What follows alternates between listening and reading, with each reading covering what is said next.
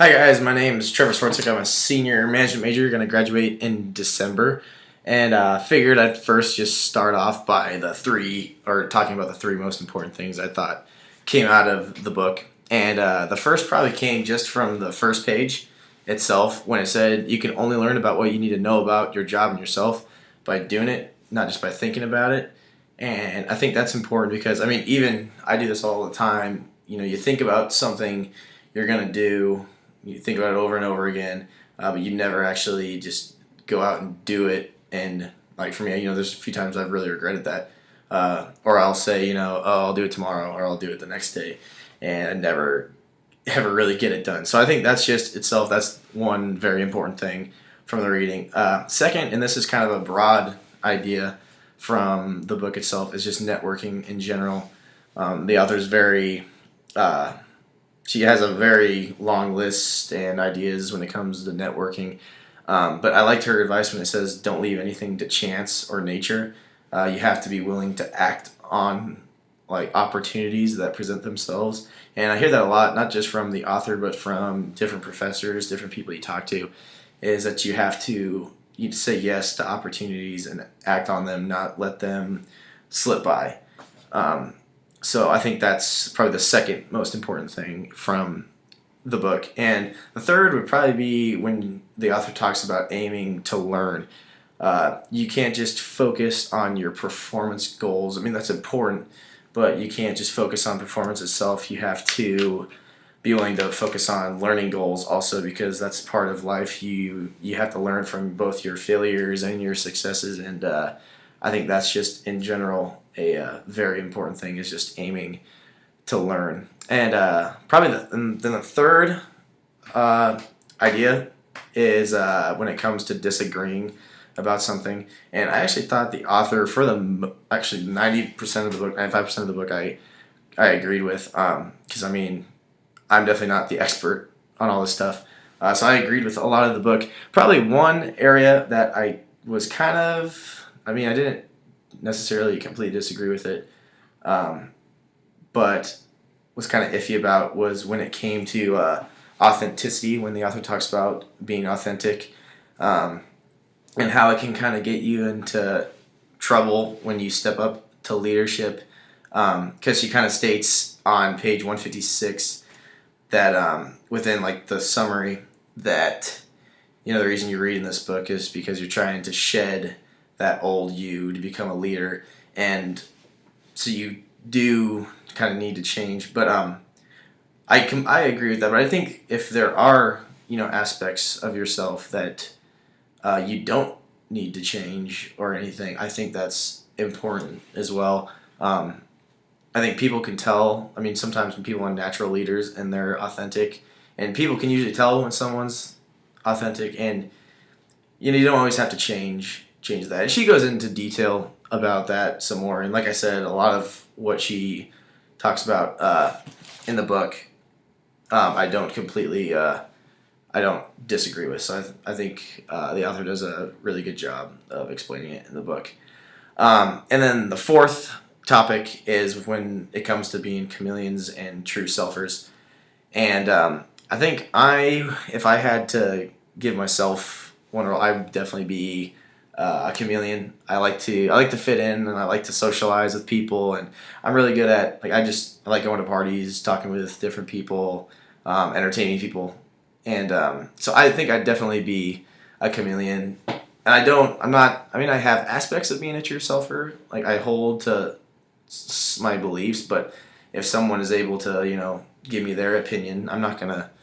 Sometimes I might argue, but if you can persuade me otherwise, I'm not gonna, I'm not the kind of person who, if I know I'm wrong, I'm gonna argue for it. So I have aspects of being a true selfer, but I think I'm definitely more of a chameleon than anything. And I think it's good. I think it's good to have both. I think leaders should be chameleon, for the most part, chameleons, because you want to be able to, you want people to follow you, and you want people to like you. No one's going to follow you if you're, just some jerk. But so I think it's important for leaders to be chameleons, but at the same time, they also have to have those aspects of being a true self, like just to a small point. Because I mean, if you're acting like completely fake and someone can spot that, they're not going to follow you. So I think in order to be a leader, you have to. There has to be aspects that you hold your beliefs, you hold to your beliefs, but at the same time, I think it's a little bit more important to be a chameleon. And then in the book, she talks about the 3 types of networks. And the first one's operational networks, the second is personal networks, and the third is strategic networks. And I think right now in college, I would say I'm more focused on, or what's important for me is personal networks, making connections with friends and meeting people. I think that's one big part of college. And living right now, I mean, obviously you're focusing on your future, but you have to enjoy it while you're here. But with me being a senior now and going to graduate in December, I think at the same time I'm starting to transition into strategic networks, because obviously now it's time. My future is right around the corner. I gotta get things figured out. So right now it's kind of between that point of personal and strategic. Once I graduate, it's important to keep those personal networks important, but then now it's gonna be okay. You have to focus on the strategy as well. And I think that is going to be important for me once I graduate, is strategic networking. I think the major challenges of strategic networking is that it takes a lot of time. The author talks about in the book that it just you have to be willing to put in time and balance networking and talking to people and your job, because you're gonna be very busy. So I think that's just the main thing, is you have to be willing to. It's going to be a time commitment. You have to be willing to balance that out. So I think that's the major challenge of building a strategic network. And I think just when it comes to somebody that I look up to, I think the main one would definitely be my mom. I'm looking to run the family business after I graduate, and then I actually have to go and do more schooling afterwards. But she's definitely my role model. She started the business herself. Been through a lot of things, and she's always been very strong and has been able to come out on top even at times when she thought she wasn't going to be able to. And she's just a very personable person and gets along with everybody. She knows when to be stern and knows when to be strict about things. But she's also the kind of person that people go to for help.